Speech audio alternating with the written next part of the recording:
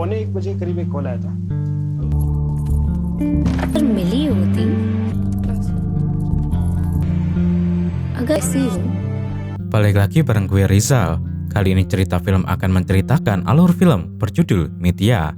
Film series ini menceritakan dosen bernama Juhi yang mendapati kematian suaminya bernama Nel. Sebelum masuk ke ceritanya, Mimin sapa dulu nih warga yang hadir kemarin. Party चल रही थी और कुछ ज्यादा टाइम नहीं लग गया। Ada Karliana Ina 4638, Nindi Mesia, Star X X28, Sun Gokong H9V, Mazumam 126. Bagi warga yang ingin disapa selanjutnya, silahkan kasih komentar terbaik buat miminnya.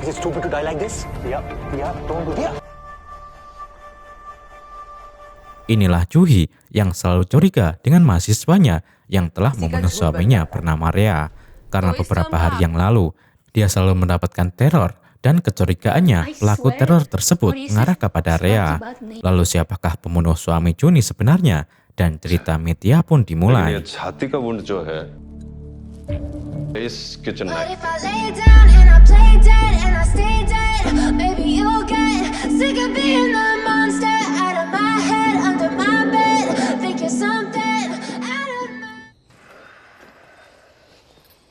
Di suatu malam, kepolisian desa Darjeeling dihadapkan dengan sebuah kasus pembunuhan kepada seorang pria bernama Nel. Ia ditemukan tewas di tempat tinggalnya dengan 2 luka tusukan, satu di bagian dada dan satu di bagian leher. Inspektur polisi bernama Ajit dan wakilnya bernama Sunanda mencurigai jika pelaku pembunuhan tak lain adalah istri korban yang bernama Juhi. Namun walaupun begitu, mereka harus melakukan pemeriksaan forensik terlebih dahulu untuk mendapatkan petunjuk penting. Nel dan Juhi berprofesi sebagai pengajar di perguruan tinggi. Juhi merupakan profesor sastra, sedangkan Nel merupakan dosen di kampus yang berbeda. Kehidupan rumah tangga mereka sudah berjalan selama 5 tahun, namun belum dikaruniai seorang anak dari sang pencipta. Dan untuk menutupi kesepian tersebut, Juhi merawat seekor kucing yang kemudian ia beri nama Baisap. Di suatu hari, Juhi diberitahukan jika dirinya akan menjadi kandidat rektor untuk menggantikan sang ayah yang sudah pensiun. Juhi mengatakan jika hal tersebut memanglah suatu kebanggaan untuk dirinya. Namun ia tidak mau jika promosi yang ia dapatkan semata-mata karena nama besar dari sang ayah. Kehidupan Juhi yang selama ini baik-baik saja seketika berubah saat ia terlibat sebuah konflik dengan salah satu mahasiswanya yang bernama Rea. Juhi mengklaim jika Rea merupakan seorang plagiat berdasarkan tugas esai yang ia kerjakan, di mana esai tersebut sebenarnya adalah milik seorang mahasiswa di tahun sebelumnya. Kemungkinan Rea dengan sengaja mengambilnya dan menulis ulang dengan gaya bahasanya sendiri, dan akibat perbuatannya, Rea pun diberikan nilai gagal dengan alasan plagiarisme. Rea adalah anak seorang pengusaha bernama Tuan Rakurat yang merupakan penyumbang dana terbesar di kampus tempat Juhi mengajar. Dari percakapan singkat mereka, diketahui jika ibu Rea sudah meninggal dunia sejak ia berumur 4 tahun. Dan sekarang yang menjadi ibu sambungnya adalah bibinya sendiri. Namun walaupun begitu, saat ini sang bibi sedang terbaring lemah karena masalah kesehatannya yang tengah kritis. Nilai gagal yang diberikan Juhi kepada Rea juga diketahui oleh orang tua Juhi yang bernama Profesor Tyagi dan istrinya bernama Suda. Mereka mengatakan jika Juhi seharusnya tidak melakukan hal tersebut, karena bagaimanapun selama ini Tuan Rakurat sudah sangat berjasa untuk kemajuan kampus mereka. Di sisi lain, Rea yang tidak terima dengan keputusan itu kemudian menemui Dewan Kampus untuk membahas masalah tersebut. Rea bersikeras jika esai yang ia kerjakan murni hasil karyanya sendiri. Ia tidak pernah mengutip dari orang lain ataupun melakukan plagiarisme seperti yang diklaim oleh Juhi. Pada akhirnya, karena sama-sama bersikeras dengan pendirian masing-masing, Dewan Kampus mengatakan jika mereka akan melakukan mediasi antara Juhi dengan Rea. Di kamar asrama, Rea masih saja tidak terima mulai mencari tahu tentang kehidupan keluarga Juhi.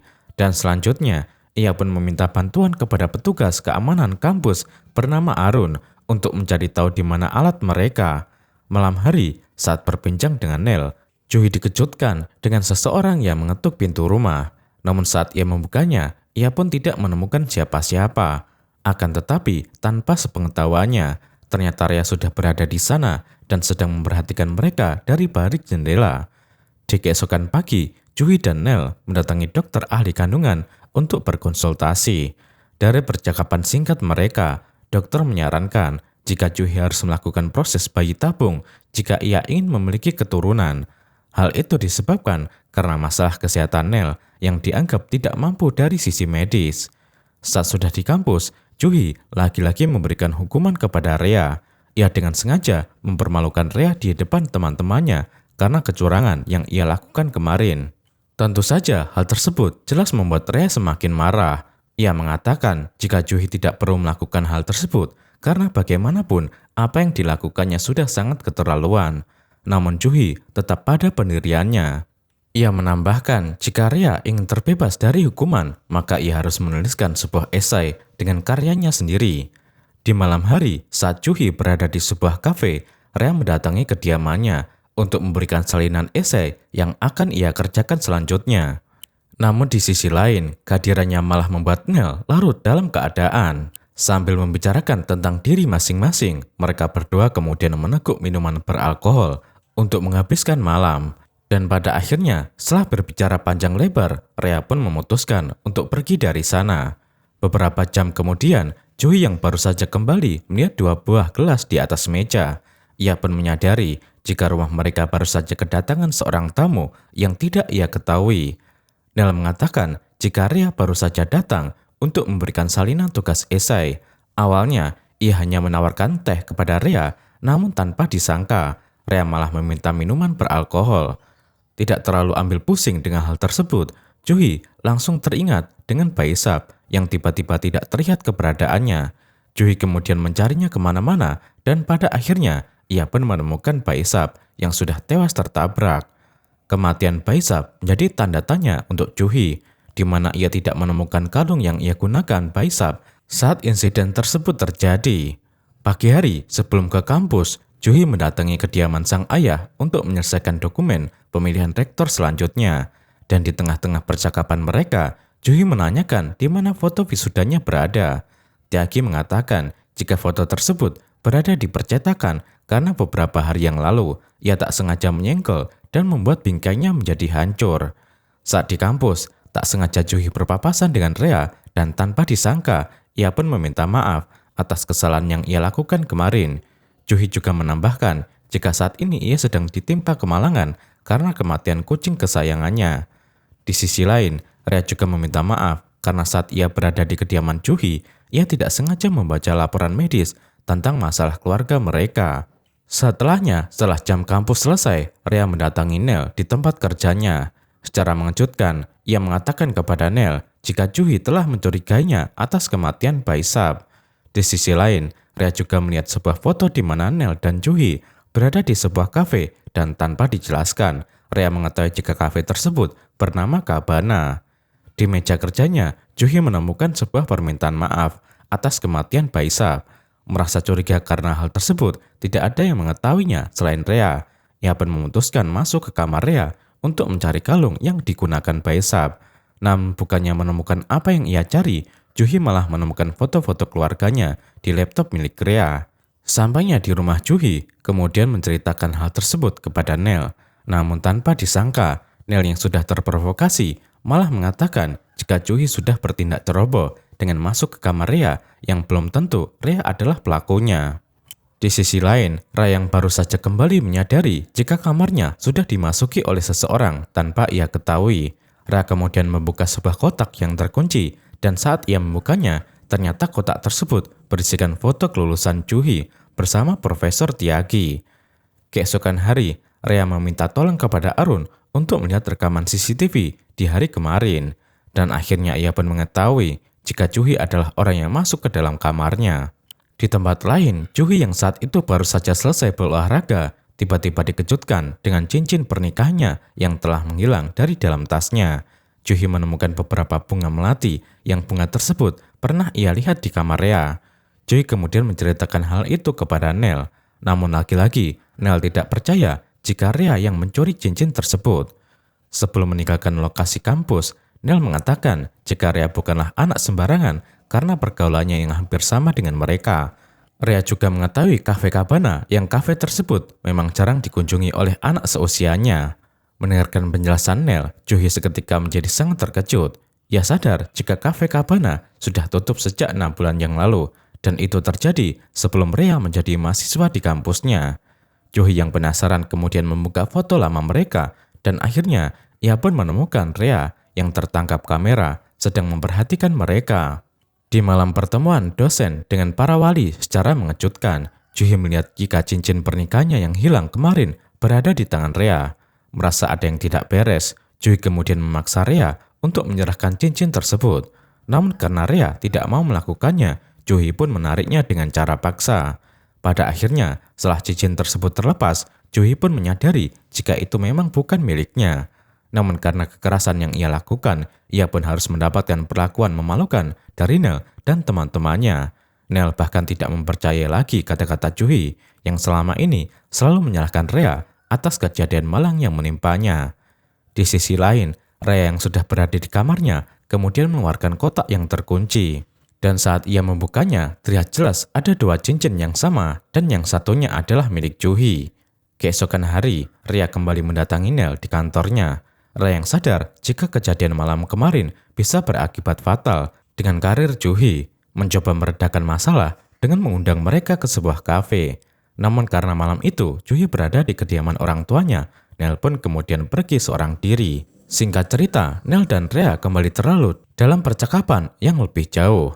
Dan hal itu membuat Rea menjadi terkesan dengan kepribadian Nel. Pada akhirnya, saat mereka sudah berada di kediaman masing-masing, Rea mengajak Nel untuk saling bertukar foto kemaluan mereka. Keesokan hari, Dewan Kampus hendak melakukan mediasi di antara Rea dan Joni terkait masalah yang mereka hadapi. Namun sebelum Rea masuk ke dalam ruangan tersebut, ia terlebih dahulu mengirimkan foto kemaluan Nel yang ia dapatkan tadi malam. Seketika Joni yang melihatnya menjadi sangat terkejut. Ia tak menyangka jika suaminya tega melakukan hal tersebut. Tanpa menyelesaikan mediasi yang berlangsung, Juhi memutuskan pergi dan langsung menemui kedua orang tuanya. Di sisi lain, Nel yang sadar jika telah melakukan kesalahan besar, mencoba mendatangi Juhi dan meminta maaf.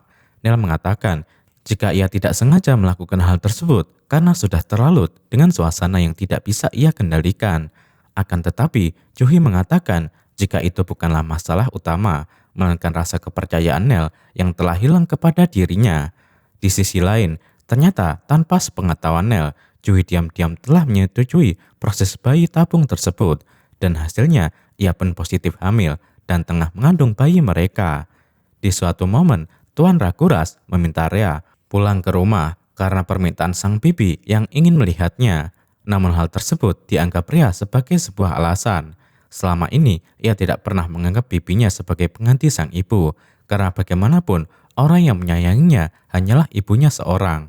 Mendengarkan hal itu, Tuan Rakuras langsung membantah perkataannya. Ia mengatakan jika ibu Rea menyayanginya, tidak mungkin sang ibu mau mengakhiri hidupnya dan meninggalkan anaknya yang masih berusia 4 tahun.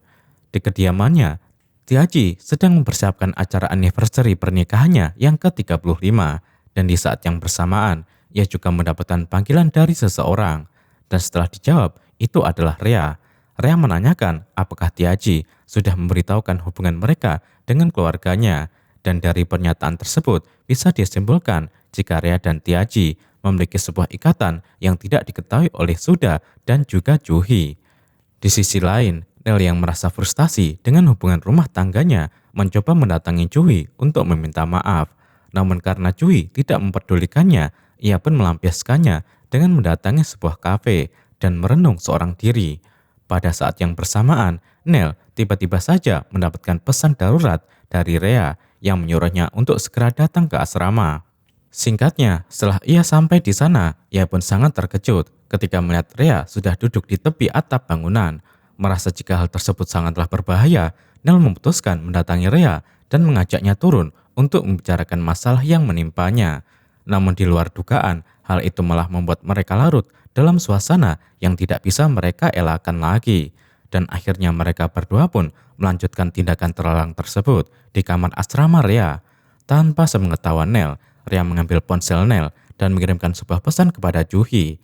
Ia meminta agar Juhi segera pulang karena ada hal darurat yang ingin ia sampaikan. Selanjutnya, Rea kemudian pergi ke kediaman mereka sambil membawa ponsel dan kunci rumah yang baru saja ia ambil dari sakunya Nel. Sementara itu, Nel yang baru saja selesai dari kamar mandi melihat Rea sudah tidak berada di sana. Di saat ia menyadari jika ponsel dan kuncinya telah hilang, ia malah menemukan foto wisuda Juhi berada di dalam sakunya. Merasa ada hal yang tidak beres, ia pun memutuskan untuk segera menyusul Rea. Di sisi lain, Juhi yang baru saja sampai melihat rumah dalam keadaan gelap gulita, dan karena tidak menemukan keberadaan Nel, ia pun memutuskan untuk meneleponnya. Namun tanpa sepengetahuannya, ternyata Rea sudah berada di sana dan meletakkan ponsel Nel di depan pintu. Tak berapa lama, Nel juga telah tiba di sana. Yang sedikit bingung dengan kehadiran Juhi langsung menanyakan mengapa Juhi tidak berada di acara anniversary orang tuanya. Pertanyaan tersebut seketika membuat Juhi sadar jika orang yang mengirimkan pesan kepadanya bukanlah Nel, melainkan orang lain. Dan setelah terdesak dengan keadaan yang menyudutkan, Nel akhirnya berterus terang jika ia baru saja menghabiskan malam bersama Rea di kamar asramanya. Di sisi lain, Nel juga menunjukkan foto wisuda Juhi yang dimasukkan Rea ke dalam sakunya. Merasa ada yang tidak beres, Juhi langsung menemui ayahnya. Tanpa basa-basi, ia kemudian menanyakan mengapa foto tersebut bisa berada di tangan Rea. Karena sudah tersudut dengan pertanyaan yang diberikan, Tiaji akhirnya tidak punya pilihan lain untuk berterus terang. Ia pun mengatakan jika Rea sebenarnya adalah adik Juhi dari ibu yang berbeda. 20 tahun yang lalu, Tiaji pernah berselingkuh dengan seorang wanita bernama Manjiri yang merupakan istri pertama dari Tuan Raguras. Buah perselingkuhan mereka melahirkan seorang putri yang tak lain adalah Rea. Setelah kematian Manjiri, Raguras pernah meminta Tiaji untuk membawa Rea. Namun karena alasan profesi dan kehormatan keluarga, Tiaji menolak hal tersebut. Pada akhirnya, karena tidak memiliki cukup bukti, Raguras hanya bisa pasrah dan menganggap jika Rea hanyalah sebuah beban untuk dirinya. Ternyata beberapa hari yang lalu saat Juhi terlibat masalah dengan Rea, Tiaji sudah menyadari hal tersebut adalah sebuah kesengajaan yang dilakukan Rea untuk masuk ke kehidupan keluarga mereka. Di tempat lain, Nel yang menyadari jika Rea berada di kediamannya menyuruhnya untuk segera keluar. Dan sama seperti pengakuan yang dikatakan Tiaji kepada Juhi, Rea juga menceritakan tentang masa lalunya kepada Nel. Singkatnya, setelah mendengarkan semua yang disampaikan oleh Rea, Nel mengatakan jika yang dilakukan Rea kepada keluarganya sudah sangat keterlaluan. Karena bagaimanapun, masalah yang dihadapi Rea bukanlah mengarah kepada Juhi, melainkan kepada Tiaji yang tidak mau menerimanya sebagai seorang putri. Namun Rea bersikeras dan mengatakan jika ia tidak bisa mendapatkan kebahagiaan dari sang ayah, maka ia juga harus menghancurkan kehidupan keluarga mereka, termasuk Juhi. Dan puncaknya, Rea pun mengancam akan membocorkan hubungan perselingkuhan mereka kepada Juhi. Nel yang tidak terima dan merasa terjebak dengan apa yang dilakukan Rea, seketika melayangkan sebuah serangan dan langsung mencekiknya.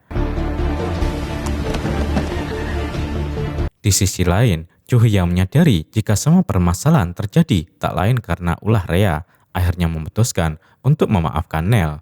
Namun saat ia sudah tiba di kediamannya, ia pun sangat terkejut dan melihat Nel sudah tewas tak bernyawa. Saat dimintai keterangan, Juhi mengatakan jika pembunuhan itu pasti dilakukan oleh Rea karena dialah orang yang menjebak mereka selama ini. Berdasarkan informasi tersebut, Ajit dan Sunanda bergerak cepat menemui Rea di kediamannya. Namun saat dimintai keterangan, Rea juga mengatakan jika ia tidak mengetahui tentang pembunuhan tersebut. Alih-alih mengatakan tentang keberadaannya tadi malam, Rea malah berbohong dan mengatakan jika ia dan Nel sudah berselingkuh sejak 3 bulan yang lalu.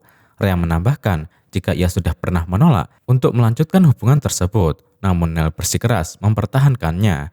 Pada akhirnya, Rea pun menuliskan sebuah surat kepada Juhi tentang hubungan perselingkuhan itu. Namun bukannya menerima dengan lapang dada, Juhi malah menyalahkan Rea dan menuduhnya sebagai seorang pencuri.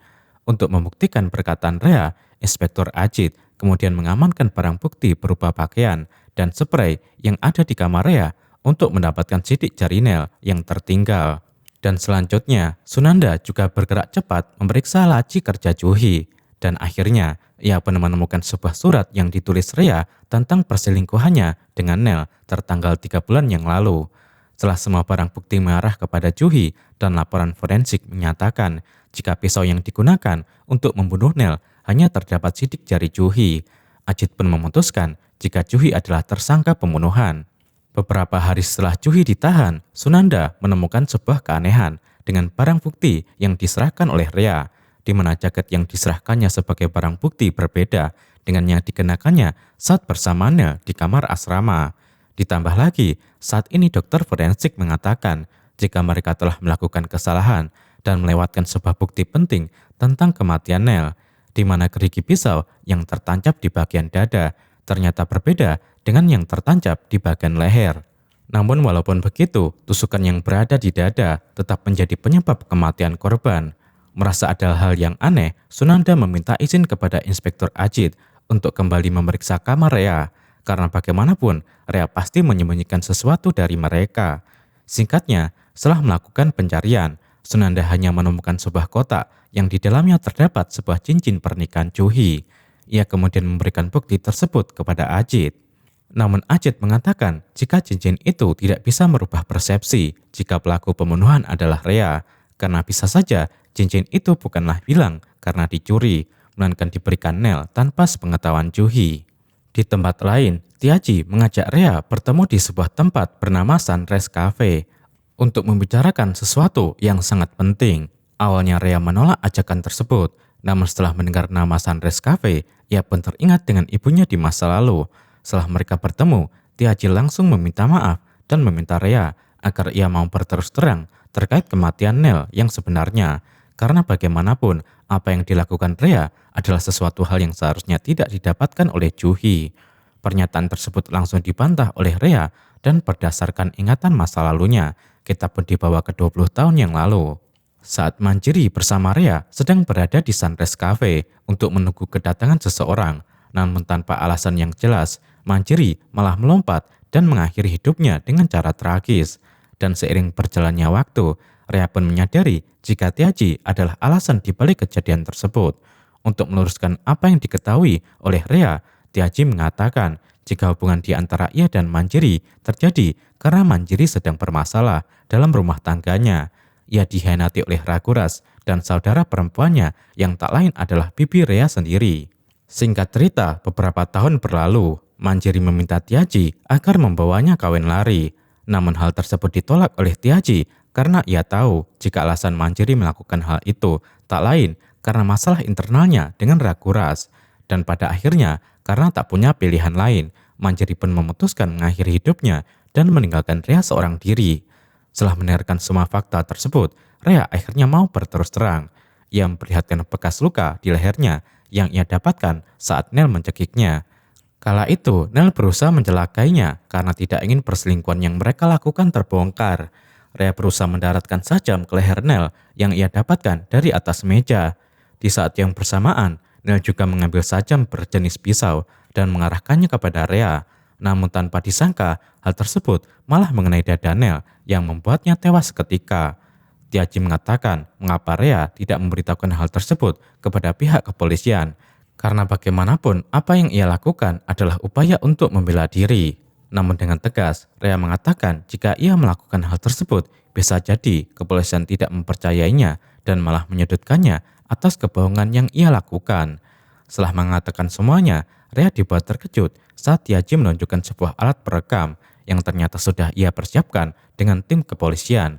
Dan berdasarkan pengakuan itu, akhirnya Juhi dibebaskan dan Rea pun dijatuhkan hukuman penjara selama 2 tahun dengan motif melakukan pembunuhan karena upaya membela diri.